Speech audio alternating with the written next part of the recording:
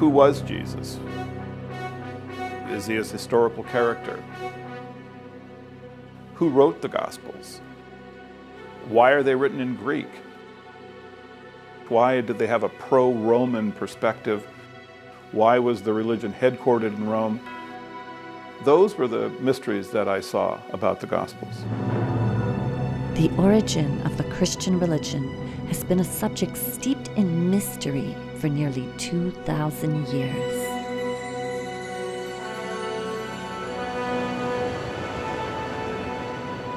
Joseph Atwill is one of a number of scholars today from all around the world who are questioning the historic facts behind these ancient mysteries.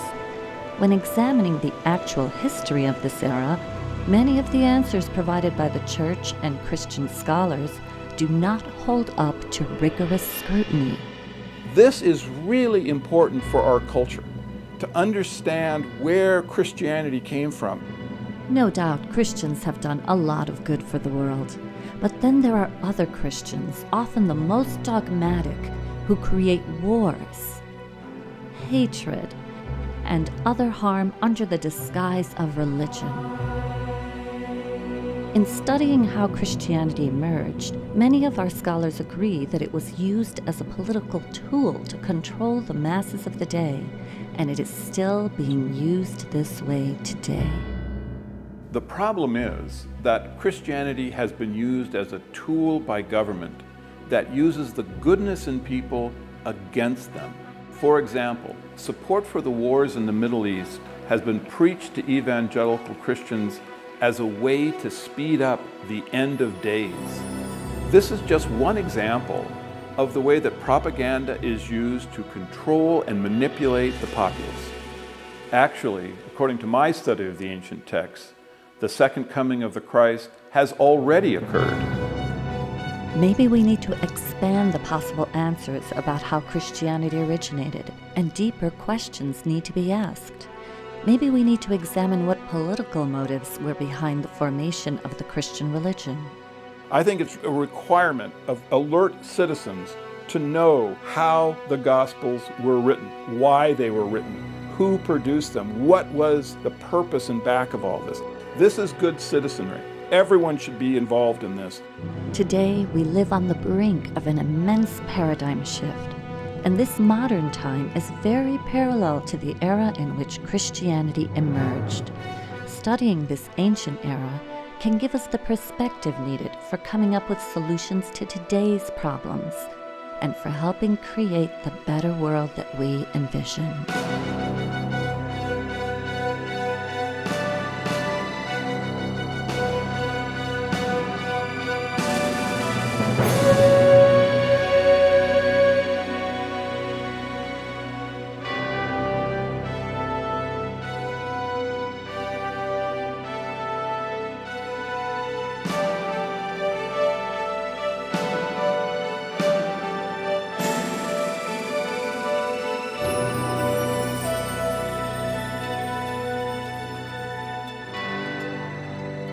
And the penny dropped that Jesus, as a human being, never existed.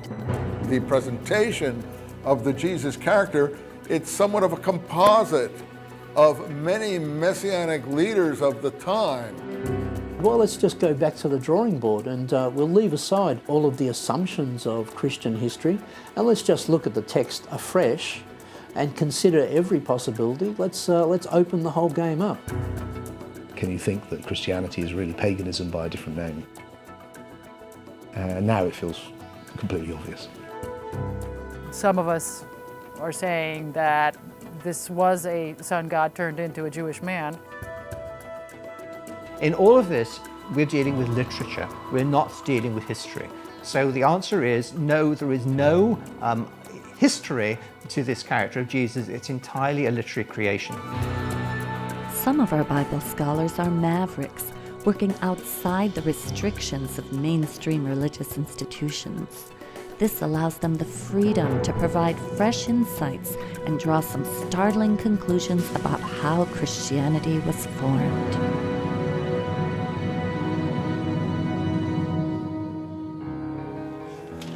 I began reading a number of books on the subject. This turned into a decade-long research. For Joseph Atwill, the key was in the Dead Sea Scrolls, the only Jewish literature ever discovered from the 1st century AD or CE, the time that Jesus would have been preaching among the Jews. The characters in the Dead Sea Scrolls were militaristic, and you could see that this movement wanted to push the foreigners out of Israel. They were fundamentalists, whereas the characters in the gospel are different. They are pacifistic. They are turning the other cheek. They're giving to Caesar what is Caesar's. How did a movement like Christianity come to exist in a region that was occupied by Roman soldiers and had Jewish zealots within it that were going to push these Romans out? How was that possible? I began studying the other two major works of the era, the New Testament and Wars of the Jews by Josephus, a Roman court historian who described the war between the Romans and the Jews in the 1st century. While reading these works side by side, I noticed an amazing connection between them. Certain events from the ministry of Jesus seemed to closely parallel episodes from the military campaign of Roman Caesar Titus Flavius, a campaign which took place 40 years after Jesus supposedly lived. My efforts to understand these connections led me to an incredible discovery. Christianity had been invented by a little-known family of Roman Caesars, the Flavians, and they left us documents to prove it. The Flavians are not a household name, and yet it's the Flavians who completely reshaped the Roman Empire. In Rome, of course, there's the Colosseum, which is understood to be the best-known monument of the ancient Roman Empire, perhaps. The Colosseum is, in fact, a Flavian construction produced during the Flavian period. It's under the Flavians that both Rabbinic Judaism and Christianity take shape. Why would the Flavians be interested in creating religions? Much like today, their era was marked by political power struggles, a bankrupt economy, religious conflicts, and endless wars. In the midst of this turmoil, the Flavians seized control of the Roman Empire and ushered in an immense paradigm shift. To understand the Flavians' rise to power, we need to go back to the reign of the previous powerful rulers, the Julio-Claudian dynasty. Beginning with Julius Caesar in the year 49 BCE, the Julio-Claudians ruled Rome for over 100 years, transforming the government from a republic into an empire.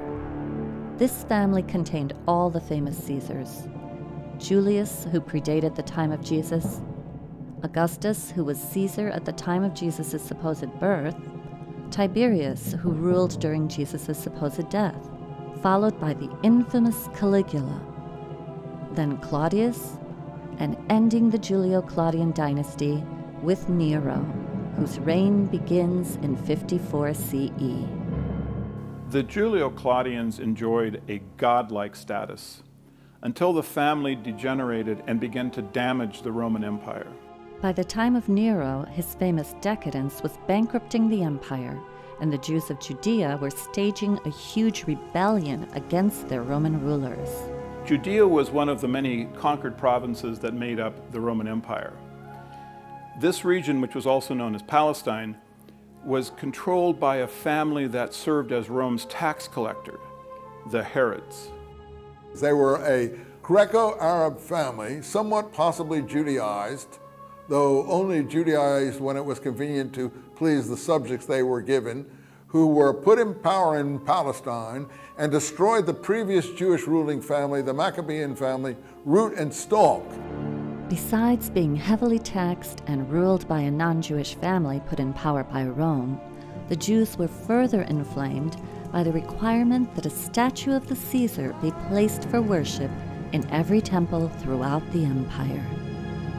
In the Roman Empire, you could pretty much have any god you want But legally, you had to submit to the emperor as a god as well. You had to at least acknowledge that the Roman leader was also a divine figure. But the Jews would not have any of it. It's fundamental to Jewish belief that you shall make no graven images. It's one of the commandments given at Sinai by God. So the Jews never made representations of God. The Jews had a very different type of religion. They had a religion which was much more focused on the book and less focused upon cultic statues. This presented a real problem for the Romans. They tried to install statues of Caesar, but the Jews weren't going to buy that at all. In fact, it aggravated them, it enraged them. And the Romans really, I think, didn't understand this. It's not statues, it's books. And those books contained what are known as the Jewish Messianic prophecies. The thing that most moved the Jews' revolt against Rome was an obscure prophecy from among their writings that a world ruler would come out of Palestine. Holy books inspired the Jews to expect a redeemer who would redeem Israel, rescue Israel, restore Israel to power and leadership in the world. The Messiah that the literature described was a warrior. The Messiahs would have claimed the same attributes that David did. David could overcome any army because God gave him the power to do it. If you had the power of God, you could easily defeat the Roman army. The people rebelled against Rome and were led by a messianic movement that had a series of messiahs that had come forward to fight against the Roman Empire. The Hebrew word Messiah is translated into Greek as Christos, or Christ, so the title of Christ can describe any of the numerous messiahs of this movement.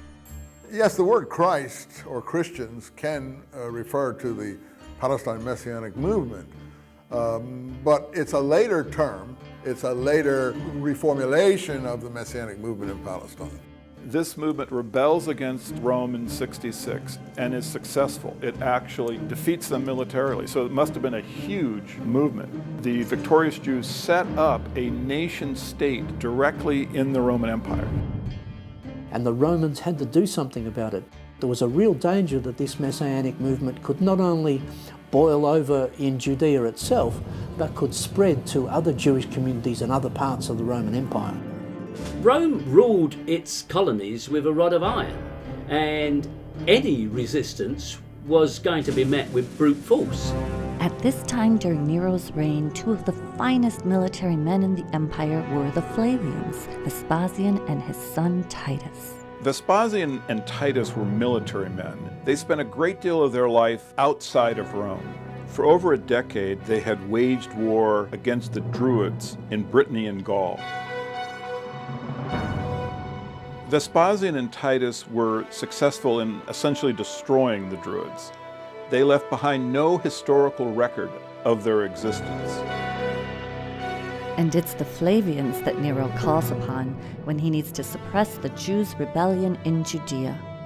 Nero responded by asking his best general, Vespasian, and his son Titus to go into Judea with a huge army, 70,000 troops, and a similar number of support individuals. So they meant business. The Romans came down to crush the rebellion. In the year 66 CE, the Flavians begin their military campaign against the Jews. They start further north in Galilee, where the first of three key events takes place. They destroy the Jewish towns of Galilee. They also capture a Jewish rebel who later becomes a critical figure in the formulation of Christianity. This is where they captured one of the leaders of the rebellion, a Jew named Josephus bar Matthias. Now, Josephus presented himself to the Flavians as a prophet.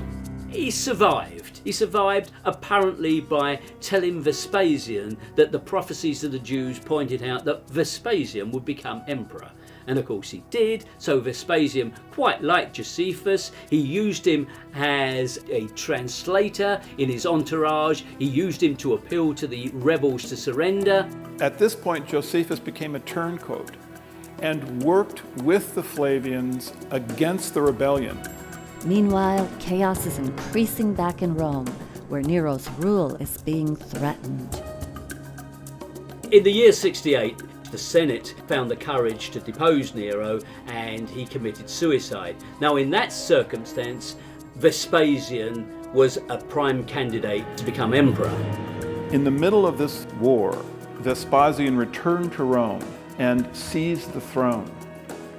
The Flavians then became the imperial family. With Vespasian becoming the new Caesar in Rome, Titus stays behind on the battlefield and sets his sights on Jerusalem, where the other two key events take place. Titus encircles Jerusalem with a wall, and finally he razes the temple, leaving not one stone atop another. It took a while. They eventually had to bring on starvation by building a wall, a barricade entirely enveloping the city. What happens, of course, is the temple in 70 is completely destroyed.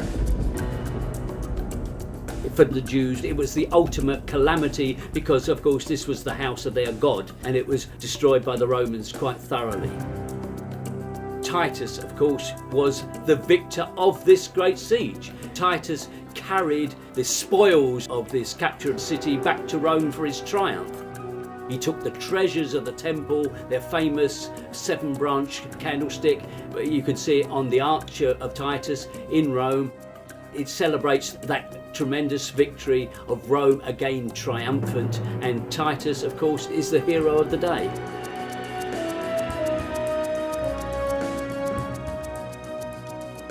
All of the artifacts from the temple that they seized, they put on public display in what they refer to as the Palace of Peace, except for one item. The Jewish scripture, Josephus records that the Flavians took and placed in their private palace where no one was allowed to see it. Although Titus Flavius successfully ended the rebellion in Judea, another rebellion soon broke out in Alexandria, Egypt. The Flavians were clear that this was not the end of the Jewish Messianic movement. They also recognized that it was the Jews' Messianic literature that was fueling this movement. So once they captured the Jewish scripture, they had all other copies of it destroyed. And that's why the Dead Sea Scrolls had to have been buried in a cave, because that was the only way they could be safe from the Roman destruction. There was not a single scrap of literature found from the Messianic movement until the scrolls were discovered. That's why they're such a treasure, because they're the only real voice of the Messianic movement that we have. And the real voice of the Jews' Messianic movement, according to our scholars, was violent and militaristic, not the pacifistic version depicted in the Gospels. War against Rome was a Messianic war.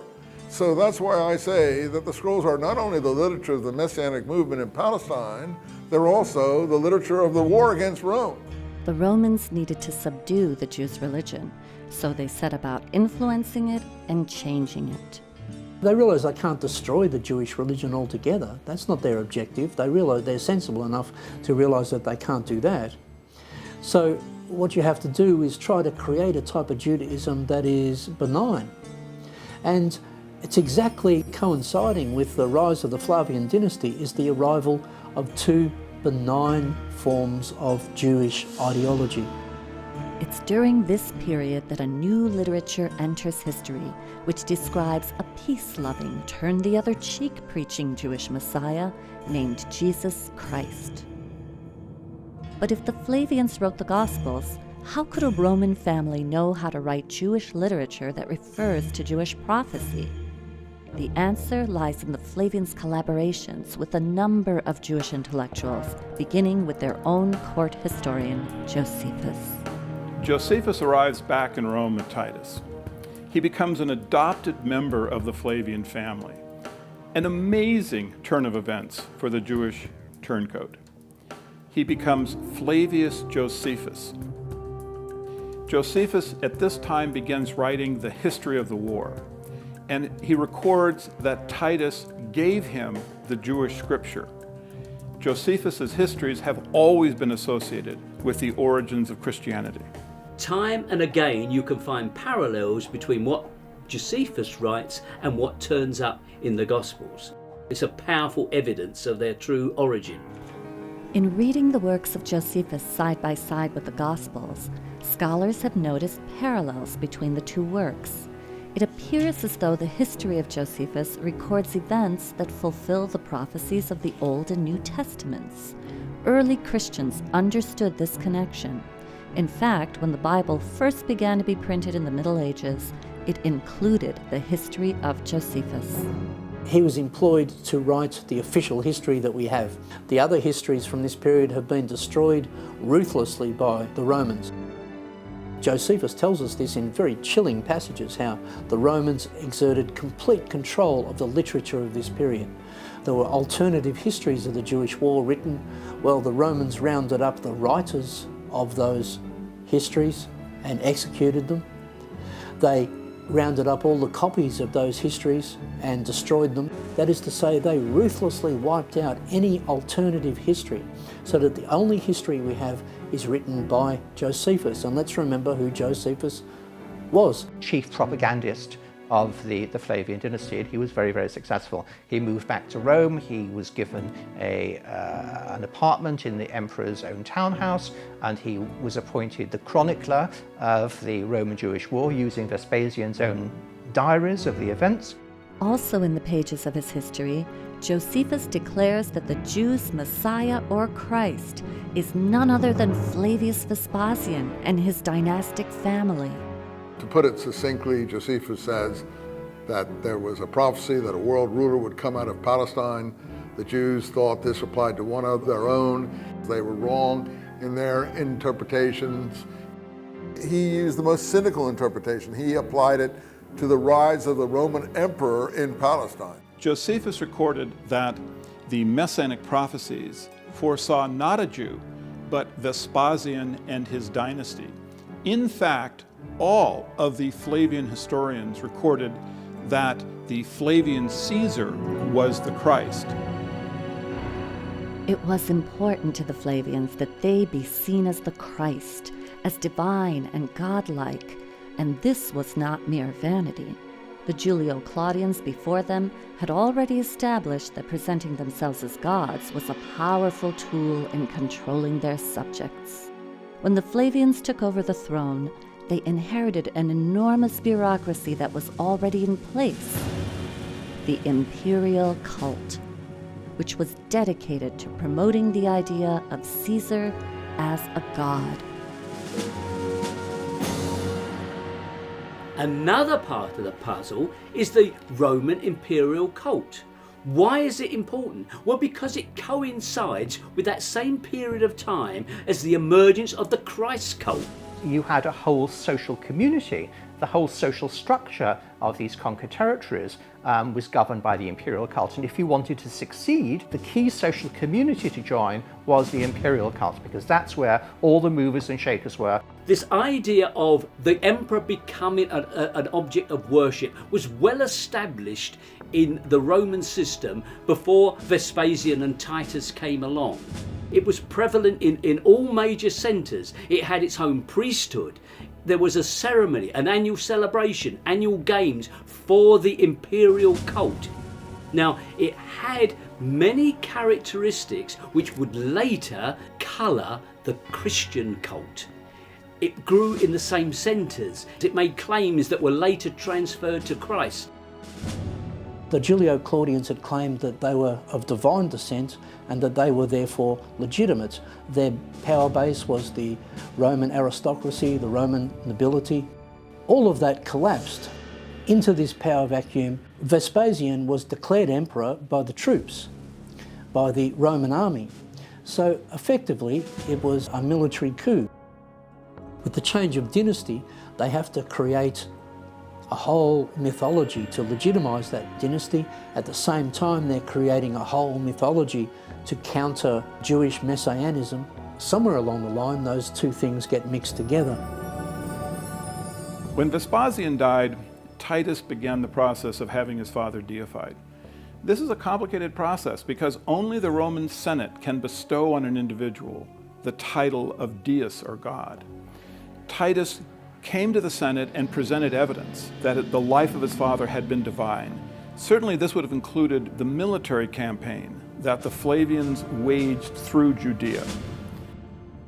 And it's at this time I think the Gospels were written, because the theological structure in the Gospels of a God the Father and the Son of God is the same one that Titus would have been presenting to the Roman Senate.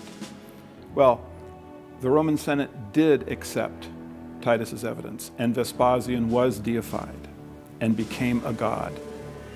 Titus therefore became a son of God.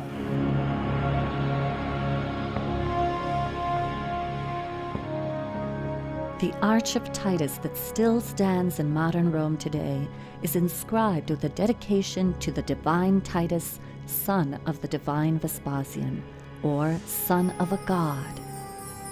This imperial cult, set up to worship Caesar as God, also provided the basis for the structure of the Roman Catholic Church. Now, the rituals, paraphernalia and symbols of paganism were transferred wholesale to the Christian church. The most obvious and clear example is where the title of the pagan chief priest of Rome, the Pontifex Maximus, became the title of the Pope, the Christian Pope. If you look at who held the original bishop positions in the Catholic Church in those early times, you will see that they are members of the same pagan aristocracy. They simply changed their clothing a little bit. They wore the same garments, but they wore slightly different headdresses. They had become from being a priest of a pagan cult to being a priest of Rome. Where the Vatican now stands, there was once a pagan temple which celebrated the mysteries of a dying and resurrecting God-man who wasn't Jesus. There are many churches in Rome, I've been to a few, where you go above into the church and there is Jesus, and you go underneath and there's a little sanctuary of Mithras, and it's basically the same figure. So the Roman plot to invent Christianity is just so clever when you think about it. Through the Pope, who is God's representative on earth, they no longer needed expensive standing armies, wars and punishment of disobedient peasants. They could, through religion, rule their subjects.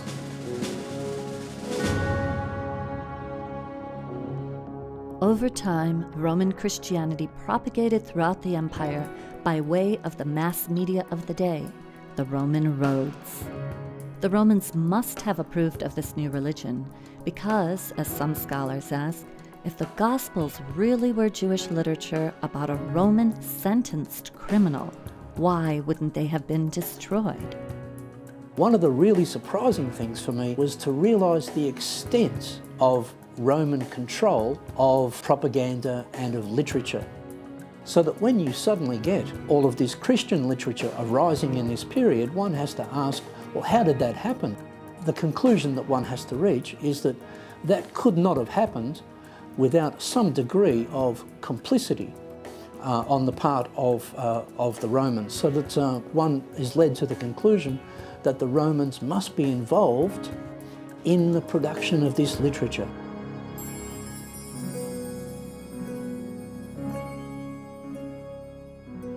To produce and disseminate this literature was a huge undertaking, and the Flavians undoubtedly had collaborators. We know they were funded by the wealthiest family in the world at this time, the Alexanders, a Jewish family who served as Rome's tax collectors in Egypt. Like the Herods in Judea, the Alexanders had strong motivation to keep the Jews' messianic movement from threatening their position and their wealth. One of their family members was Philo of Alexandria, a famous Jewish theologian who was already writing works that combined Jewish beliefs with the modern Greek and Roman pagan beliefs of the day. Many scholars agree that his writings form the basis for much of the philosophy of Christianity. In these pages is practically every concept that you can find within Christianity. He combined Greek philosophy And he took that and he combined it with Judaism.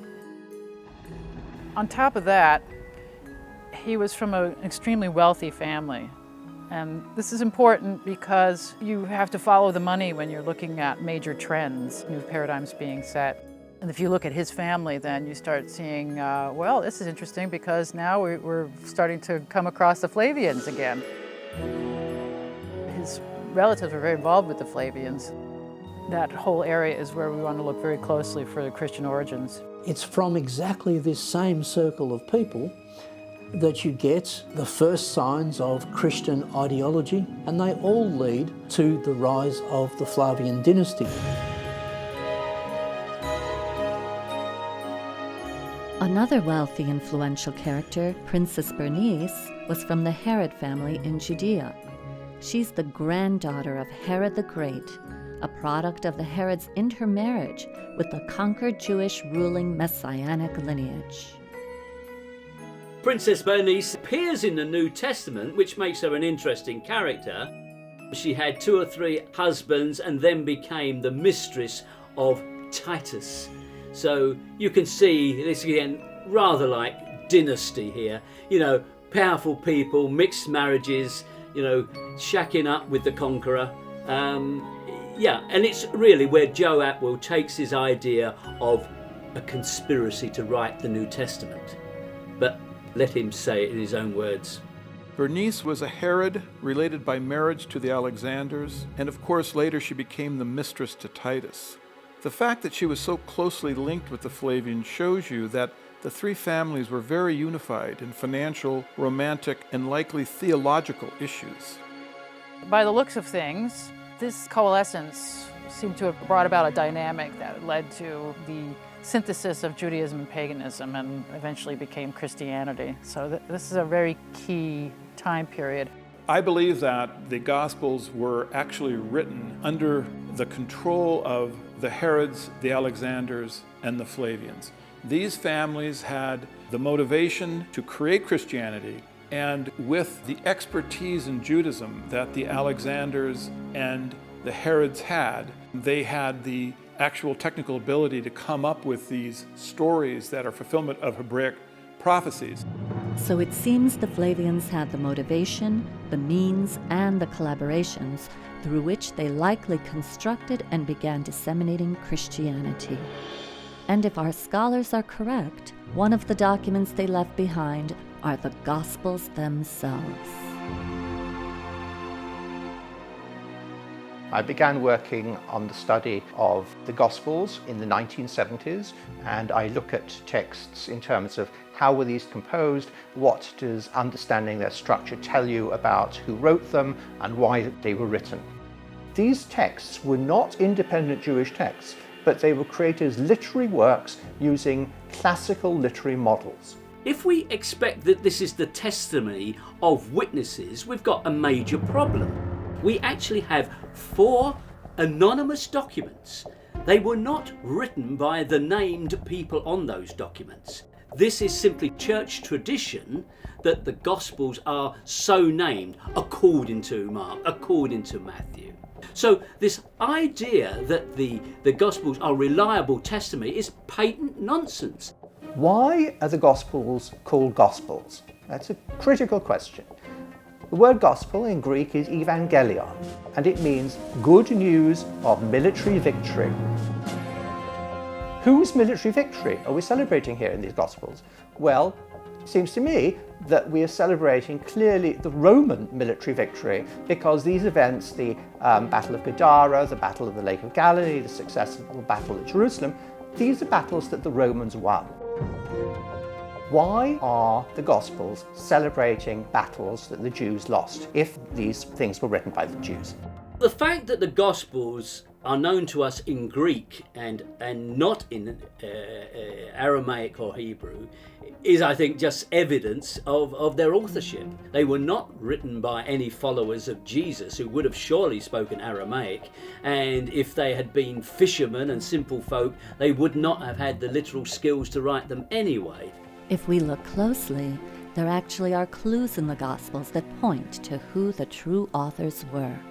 A lot of the Christian literature advocates turning away from the Jewish law and obeying Roman law. Well, this fits perfectly into Roman propaganda purposes.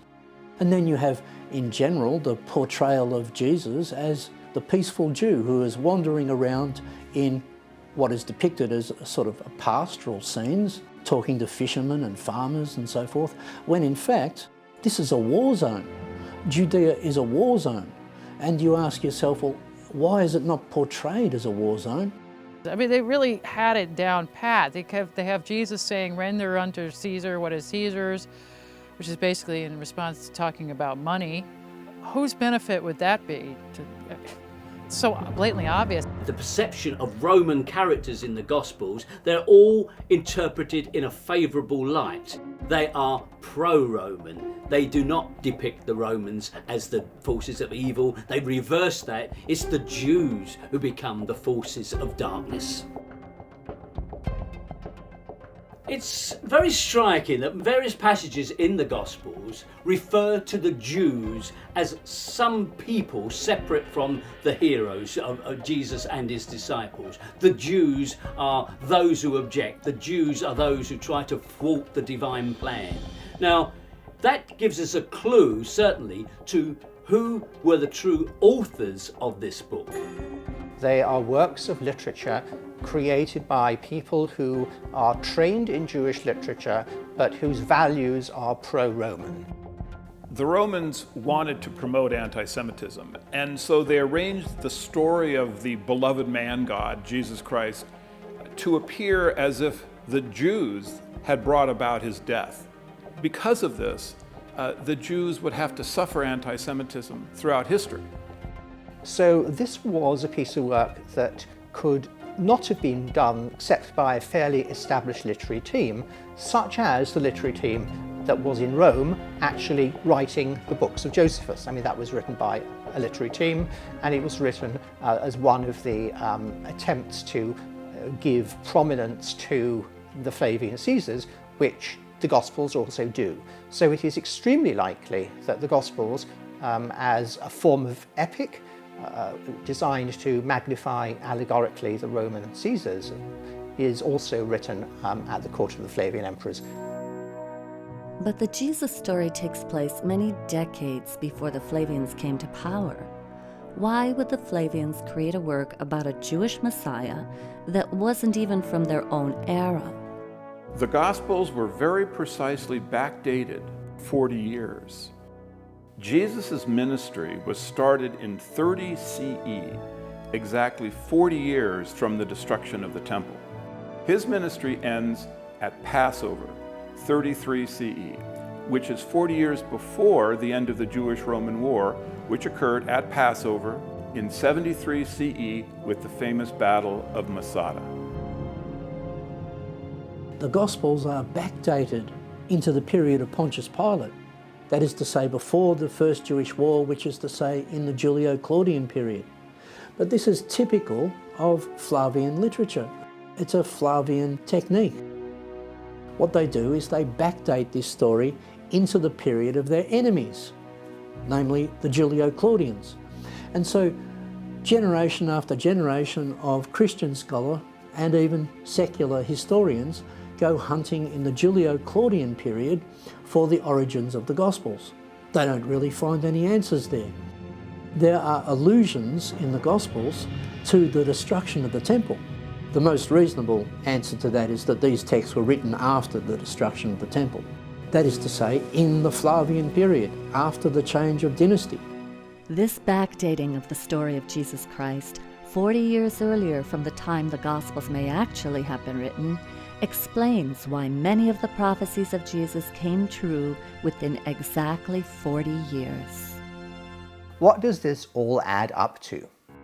In my view, the thing that is most significant is the research by Joseph Atwell in his book Caesar's Messiah, which suggests that the Gospels were actually created as works of Roman propaganda at the end of the Roman-Jewish War under the reign of the Flavian emperors, that is Titus Caesar and Vespasian Caesar. And if you end up worshipping Jesus, what you will really end up doing is worshipping Caesar in disguise. This may have been how the Flavians finally got the Jews to worship Caesar as a god, by giving them Jesus Christ, a Messiah more to the Romans' liking. But is there any actual history to this character? Where did he really come from? The mystery to me begins with his very name. In Greek, Jesus means Savior and Christ means the Messiah. This didn't strike me as something you would call a young child. These two words are already important within Judaism before Jesus Christ supposedly existed. Major biblical figures to a Jewish Greek-speaking populace would already be called Christ. Their ears would already be acclimated to accepting this title. So it isn't just a unique name of a single person that just suddenly popped up. What did we actually know about Jesus Christ the man? I don't think that Jesus can be historically defended. I don't think there's any evidence that we can extend to that particular Jesus. So when you actually set out to investigate the historical Jesus as opposed to the Christ of faith, you very abruptly enter a void. You find that whereas you might imagine the core details of Jesus are readily known and accessible, you actually discover there's no such thing. Further, there had never been any archaeologic evidence of Jesus Christ that had ever been discovered. You cannot find an established and incontrovertible biography of Jesus at all. It doesn't exist. You enter a strange twilight zone of early Christian belief. What we have here is not a movement that's grown on the accretion of legends on a real flesh and blood man, but instead the development of a religious movement around the idea of a man. There isn't even an actual physical description of what Jesus looked like anywhere in the Gospels. The presentation of the Jesus character, it's somewhat of a composite of many messianic leaders of the time. Many messianic leaders of the time, most or all of whom came to a bad end, usually by crucifixion, because crucifixion was the Roman punishment for seditious activity. And the penny dropped that Jesus, as a human being, never existed. In all of this, we're dealing with literature. We're not dealing with history. So the answer is no, there is no history to this character of Jesus. It's entirely a literary creation. What the Romans did was they saw the Jews' reliance and belief in prophecy. So they said, okay, they want a prophet, let's give them one. It seems that in the construction of the literary character Jesus Christ, the Roman authors borrowed religious concepts not only from Judaism, but also from other gods and religions that they knew. Some scholars have noticed the similarities between the story of Jesus and the ancient pagan mysteries. In ancient mythology, we find this whole strain of thought called solar mythology. Many gods start taking on solar attributes because as agricultural communities become more important, the sun becomes a big focus, the most obvious reasons of planting and harvesting. The sun is then personified, so now we have a male sun god. It becomes a religion in many parts of the world. Christianity usurped a tremendous amount of sun worship. Some of us are saying that this was a sun god turned into a Jewish man. This December 25th birthday was in fact the winter solstice. This is really in fact the birth of the god of light. December 25th actually is the end of a 3-day period of when the sun stands still. The sun appears to be dying as the days become shorter, and the sun is reborn at that point. Across the ancient world, there was this form of experiential and philosophical spirituality in these mystery cults, or mystery schools. And at the center of these schools, you would find a mythos, which was an initiatory myth, a symbolic myth, which would help people who are going through the initiatory process come to this spiritual awakening, this knowledge, this what they call gnosis. And what you see in these myths is the elements that will later become the Jesus story. Let's ask the question, is Jesus developed from pre-existing literary characters? Jesus has certain episodes in this so-called life, and each one of them can be traced to a prior representation of that type.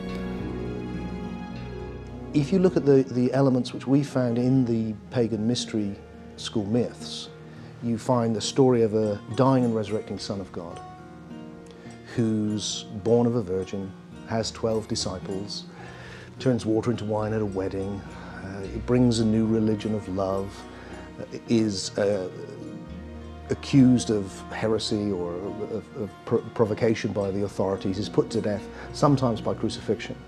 And then if you want to commune with the God-man, you take bread and wine, and then you can come to eternal life. Well, all of this is, of course, Christianity. Easter itself is a long pre-Christian celebration of the resurrection of spring from the death of winter. This is an ancient shamanic rite you'll find all over the world, that you go through a ritual death where you get reborn, but you're reborn as an awake being. So you've died just to your lower nature and woken up to your higher nature. You can find them in the Old Testament, in the Jewish mythology as well. It isn't just pagan parallels. I mean, the New Testament, for example, the Ascension. We have an ascension with the Old Testament figure of Elijah, and it's a very dramatic ascension. Elisha-Elijah cycle.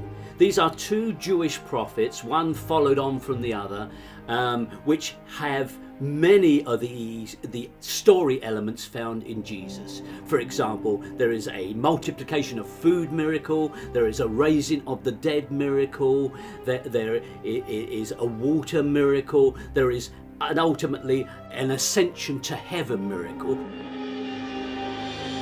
Is this fulfillment, or is this simply copying of a useful theme? You can see where they just used Old Testament characters and scriptures as a blueprint to create this new one. A lot of the ethics of Christianity actually were around before Christianity. Do unto others as you would have them do unto you is in fact from the Old Testament. Jesus didn't make that up. Many of the other aspects of Christian ethics, many things which we might like to applaud as very good aspects of Christian ethics, can be found in the Stoic philosophy in Rome, which, by the way, was exactly the philosophical and ethical school promoted by the Flavians. There's little that is original about Jesus. If one separates from his words advice that was in the interest of the Roman imperial family, all that you have left are snippets of widely known philosophies, truisms, and concepts that came directly from prior Hebraic literature. The reason I am now convinced there's no historical Jesus, which seems a real, whoa, to people who are not familiar with the idea, is a combination of things. First of all, there's no evidence for an historical man which stands up to proper scrutiny. Secondly, is the story of Jesus is full of these motifs which come from the pagan mysteries. And the third reason is because in the early Christian movement, there's these two types of Christians, certainly by the 2nd century, which I think of as Gnostics and literalists. What marks out the literalists, who will become the Roman Empire and the Roman Catholic Church, is that they've got an historical man. What marks out the Gnostics is that they see it allegorically, and their great heresy is that Christ didn't come in the flesh. Now, the winners write history, and the history books have been written by the literalists. And all of the tradition about the Romans trying to torture and suppress Christians, these traditions are correct. They definitely persecuted the messianic, militaristic Christians, and they certainly would have frowned on the Gnostic, independent thinking Christians, but the Roman pacifistic, giving to Caesar what is Caesar Christians, that group would have been promoted. Which makes it perfect for the Roman Empire. And it's a fascist empire. It's got a very simple message: just believe this, you don't have to transform, and you have to go through the authorities, through the bishops, through the state, ultimately. It's the perfect thing for them to pick up, and that's what they did. Our scholars agree that the Gospels are complex literary creations, drawing from both pagan and Jewish myths. But Joseph Atwill goes a step further to say that the Flavians wrote passages directly into the Gospels which show that they were the authors.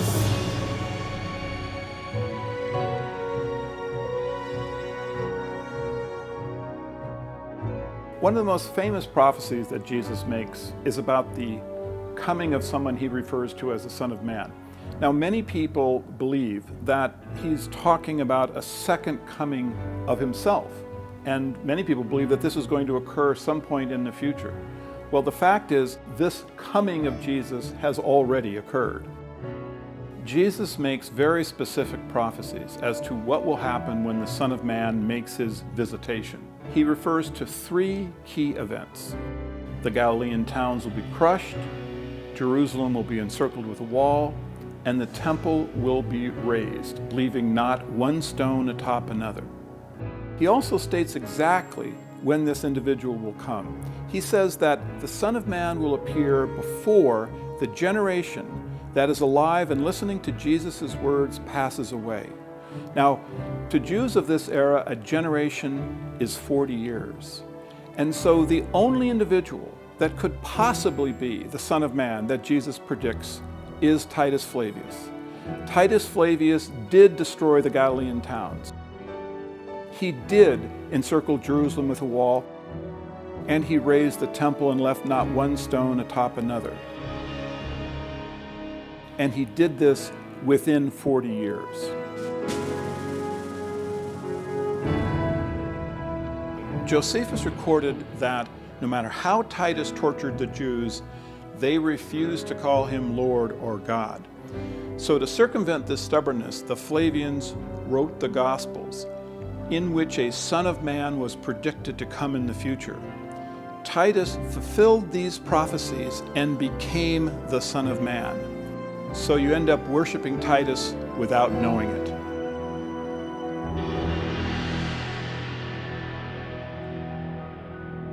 To further support his thesis that the Flavians originated Christianity, Joseph Atwill points to the Roman Catholic Church's earliest saints, known as the Christian Flavians.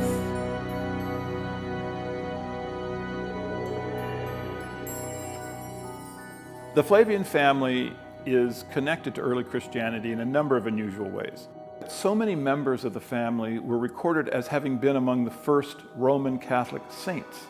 These include Flavia Domitilla, who is either Titus's sister or his niece, and there is an inscription honoring Flavia for donating the land that became the first Christian catacomb.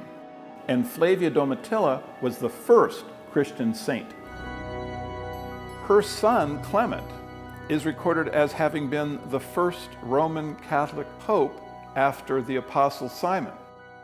In addition, there were two members of the Flavian household staff, Neros and Achillas. Both of them had churches named after them in the very earliest Christian diocese in Rome. There was a Christian theologian whose name was Titus Flavius Clemens, Clement of Alexandria. And he's the one who actually described the first Christian symbols. And he said they were the anchor, the boat, the fish, the olive branch, the star. And oddly, these are the very symbols that the Flavian Caesars used on their coins.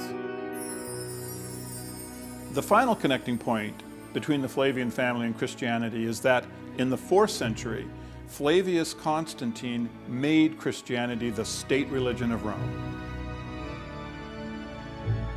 The military achievements of Caesars were important to all Romans.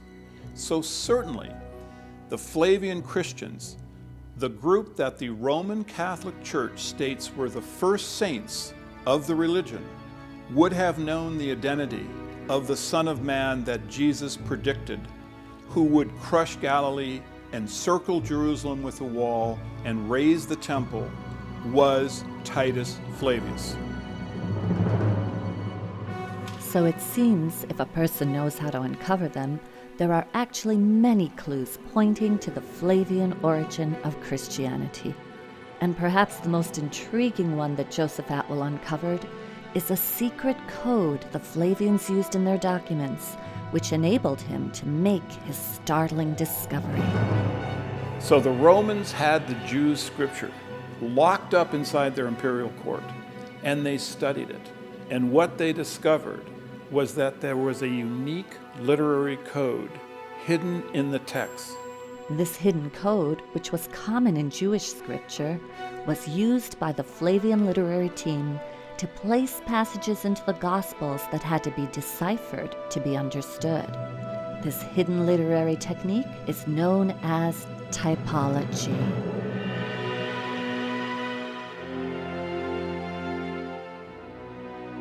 Typology is used throughout the ancient Hebraic literature. And it's a genre that is really no longer understood or used today. But simply put, typology is using events from the past to provide form and context for subsequent ones. What we're talking about is stereotypic. In other words, there's an idealized prototype which shows certain characteristics or performs in certain ways. For instance, one of the things they do is they take an old story and they retell it in a new form.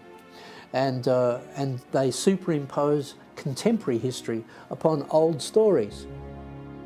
And they create these multi-layered texts. In Hebraic typology, texts were designed to be read in comparison to one another, or intertextually. And in doing so, a meaning that would not be visible in the surface narration would become apparent to someone who understood the typologic connection between the stories. Hebraic typology connects prophets. Events from the life of one prophet are placed into the life of a subsequent prophet. And this shows that there is a divine pattern established by God connecting his prophets to one another. The Gospels actually show how we can decipher for ourselves this hidden code or typology that was used to create the Jesus story.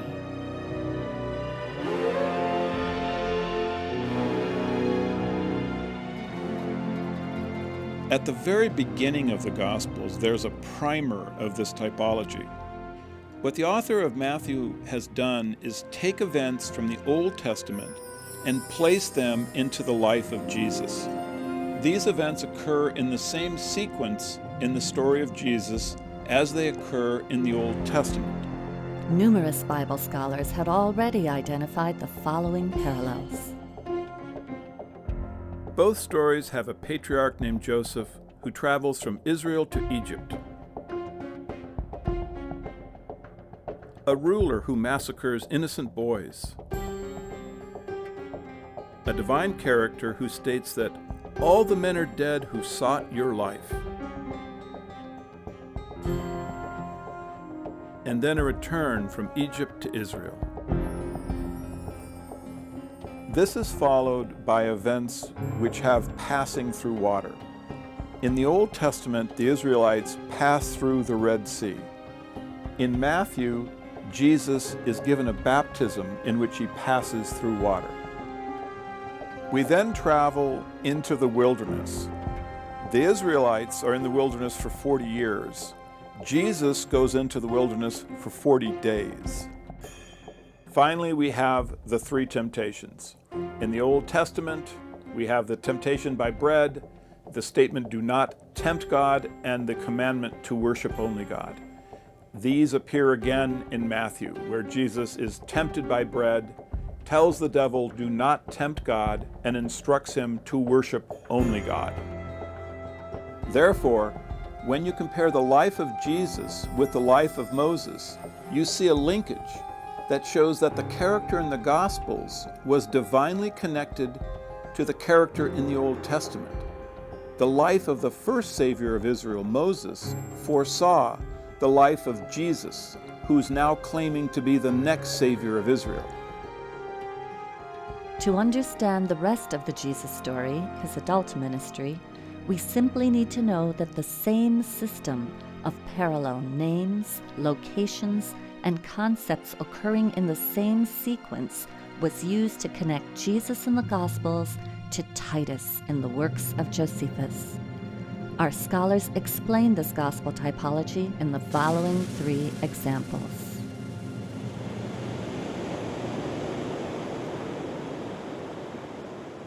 Jesus comes to the Sea of Galilee at the beginning of his ministry.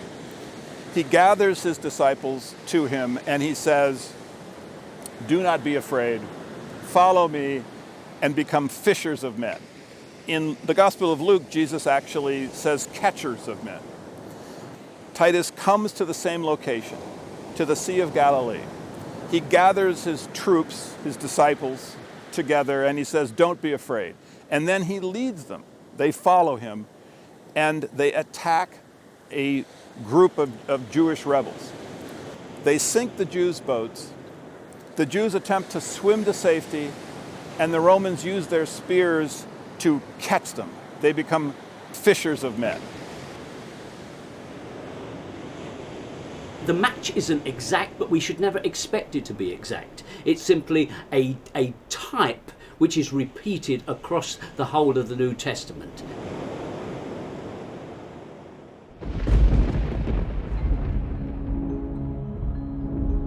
Jesus is constantly dealing with devils. Josephus also deals with devils, but Josephus defines who these devils are. He states that the devils are those individuals who have a rebellious spirit and rebel against Rome. At Gadara, Jesus encounters one man who has a legion of demons inside his mind. They then are driven out by Jesus. They infect a herd of swine, and then this herd rushes wildly into the water. This is a parallel to Titus's battle at Gadara, where one individual infects an entire legion of Jews with his demonic spirit, and then that group in turn infects another group, and this combined group is driven by the Romans into the sea. What's being suggested here is that this story that you find in the Gospels is in some ways sort of like a grim parable about that military event. It's sort of like a bit tongue-in-cheek, I think. The Romans had a vicious sense of humour like this, a very black sense of humour.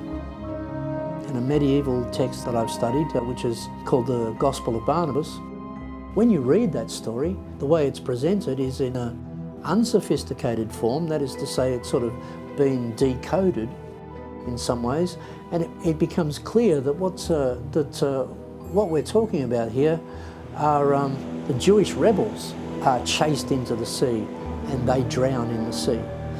In the Gospels, these are presented as pigs. This is once again a very dark, black sort of Roman sense of humour. Some of this literature really needs to be understood like that.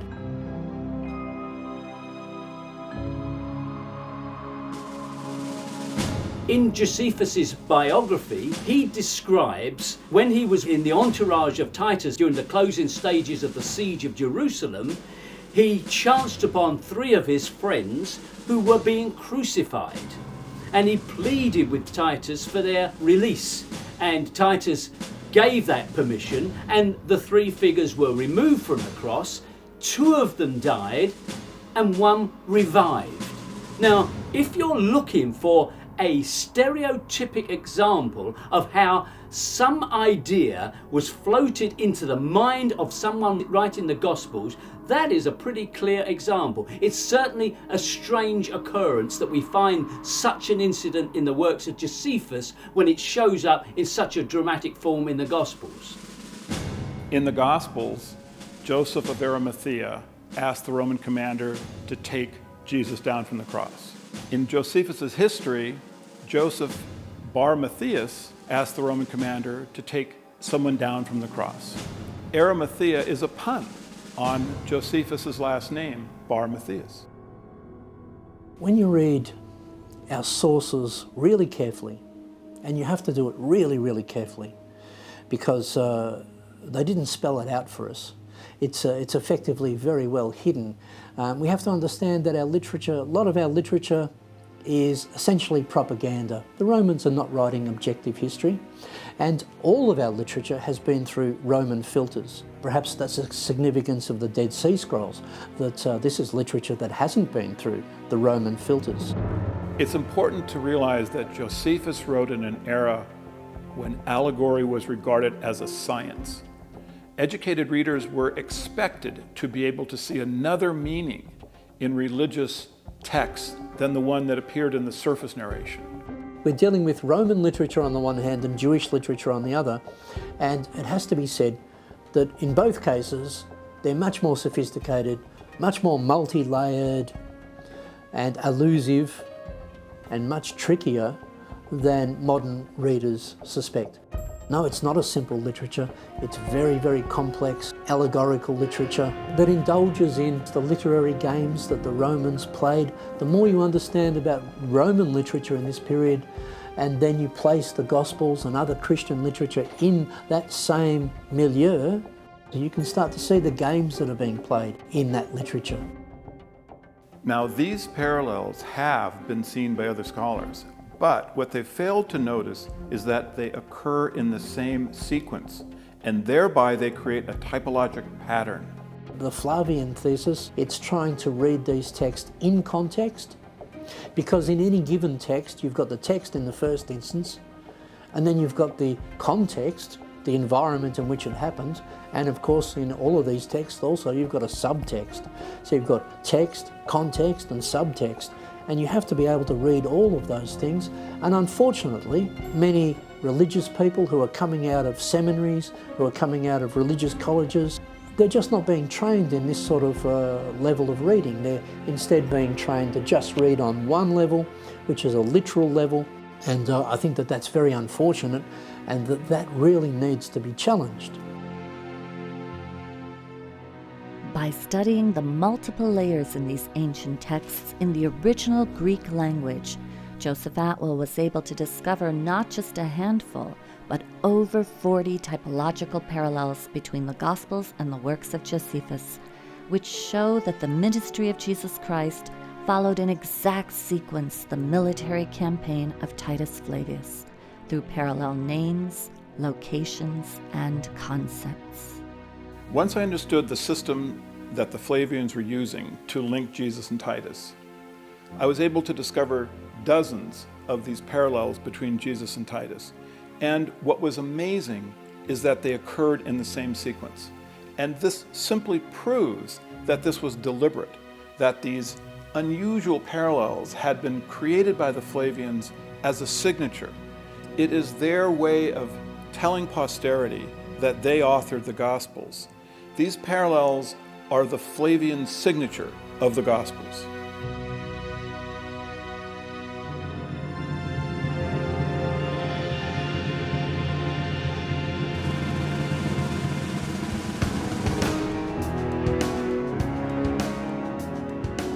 Both Jesus and Titus began their campaigns at the Sea of Galilee, and then go into the Galilean countryside, followed by a journey to Jerusalem.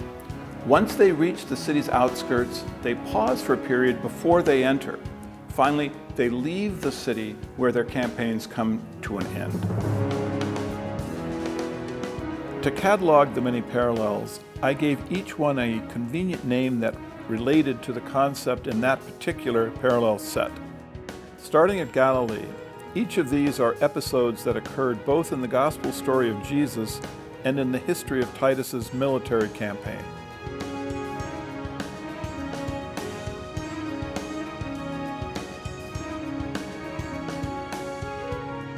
Both Jesus and Titus journeyed to Jerusalem, each sending messengers ahead to meet him when he gets to the city.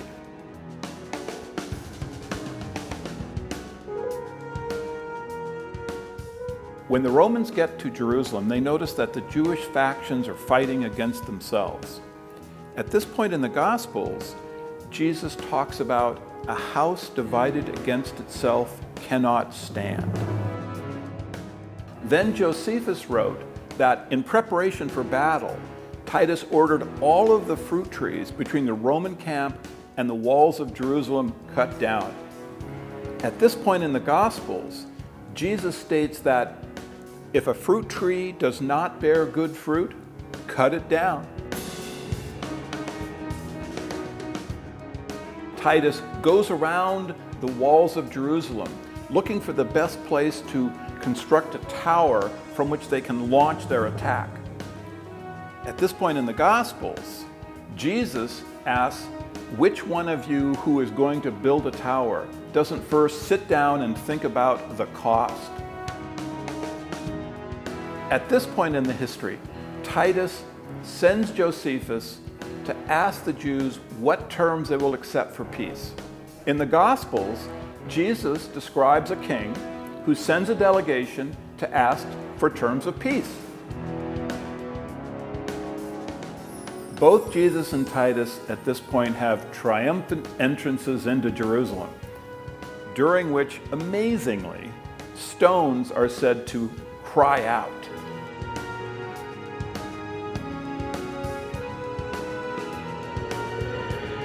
Each then drives a den of thieves out from the area in front of the temple. This is followed by Titus encircling Jerusalem with a wall and Jesus predicting that Jerusalem will be encircled with a wall. Because of the wall, starvation sets in Jerusalem. Josephus wrote that a woman named Mary, who called her son a myth for the world, slayed him, ate him, thereby turning him into a human Passover lamb. In the Gospels, we now have the Last Supper. Jesus tells his disciples, "Take, eat, this is my body, this is my blood," thereby turning him into a human Passover lamb. Here then is the Flavian signature of their authorship of the Gospels. You can see the fingerprints, that they've left their fingerprints all over these texts. You can start to, as it were, decode these texts and start to arrive at some really startling conclusions about how early Christianity first arose. Our scholars have shown that the Gospels were not the product of primitive Jewish fishermen. Rather, they are a sophisticated literary work combining religious ideas of the day with Roman political perspective and power. Joseph Atwell's research reveals that reading the works of Josephus concurrently with the New Testament shows that the events of Jesus' life were not historical, but rather all of them are dependent on the events in the military campaign of Titus Flavius. Jesus Christ was an allegory for the Roman Caesar Titus, the Messiah of the Roman Empire, the Roman son of a god that Christianity was set up to worship. I certainly don't want to undermine the positive things in Christianity. I'm happy to admit that there are positive things in Christianity and in other religions as well. What's at issue here are the historical claims of these religions.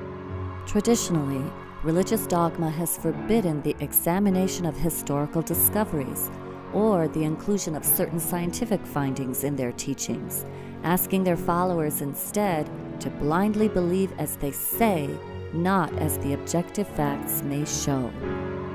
We live in a time, perhaps it's a new intellectual renaissance, which is getting fed up with many of the structures that we live with and which is recognizing major frauds at the heart of our financial markets and the heart of our industry, and the plug is being pulled on them. And my view is that we have yet another fraud, the biggest of them all, and it's a fraud at the heart of Christianity. And it is a time for whistleblowers to come out and to make this information available not just to scholars in academic journals, but to have it widely available to anybody who wants to know.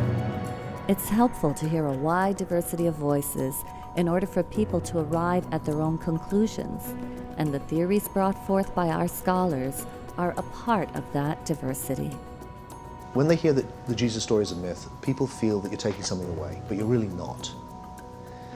you push people and you go, why do you believe in historical Jesus? Often people will go, well, the Bible or something. But when you go, well, have you studied it as an historical document? Have you looked at the evidence? They'll go, well, no, I haven't. So that's not the real reason. The real reason when you push people is, well, I have a relationship with Jesus. I have a personal relationship with Jesus, and that's what I don't want to lose. And that's a really good reason to be a Gnostic and a really bad reason to be a literalist.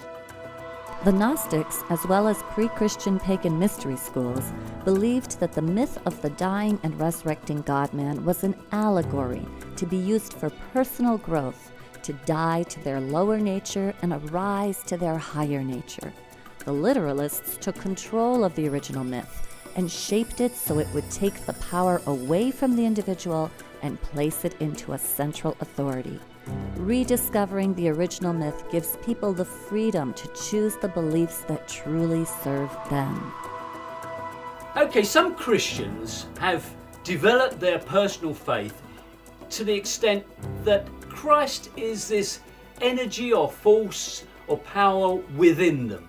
This is how they have interpreted the story now. The story has become again what it actually began as, an allegory. I have no issue with the Christ within. I have an issue with the church militant. What threatens humanity is organised, regimentised religion on the march, taken so seriously that you will act out its worst precepts. If we examine all the religions of the world, we find that there is a common thread that connects all faiths and all people. And it is from this connection that we can make the choices that have now become so critical to our future. I like to focus on the origins of religious ideas. And it turns out that they're very unifying underneath all of the divisiveness that we see on the surface. It would be extremely helpful for all of humanity to realize that there is this underlying unity. And those origins are basically nature worship, the study of the sun, the moon, the stars, planets. This is all what humanity has been looking at, of course, with great awe and reverence for thousands of years. And it's extremely important, I think, for us to get back to those roots. The destruction of the planet is also directly tied to religious ideas. This can help to restore balance to the planet in a very, very profoundly significant way. The very survival of humanity depends on viewing history from a new perspective so that we can be clearer on the historical facts and still honor the myths that offer us the greatest wisdom. It's what the myth, what the poetry says that matters, not what actually happened. So each new generation, whatever you say, is going to hear the myth, and that's what is true for them. And what follows is the actual history is much too complex for the average person to ever get their head around. Though the actual history is complex, and we may never know all the facts about what happened 2,000 years ago, the voices of our scholars are contributing to an ever-widening dialogue and the growing paradigm shift being witnessed all around the world today that can lead to a more empowered and enlightened humanity tomorrow. This is really important for our culture, to understand where Christianity came from. And this is direct evidence. You can actually walk this path and come to this conclusion. You can know that Christianity was an invention of the Romans. It was done to pacify their subjects. And this is important because it gives us a different way of understanding government, how government operates, the tools that government uses, the purpose that government has for the various propaganda apparatus. Evangelical Christians are getting away with debunking facts as mere theories, even subjects like evolution, but they provide no evidence for their position other than to simply cite religious dogma. And if you look at the influence that dogma is having in the media today, you can easily see it is increasing.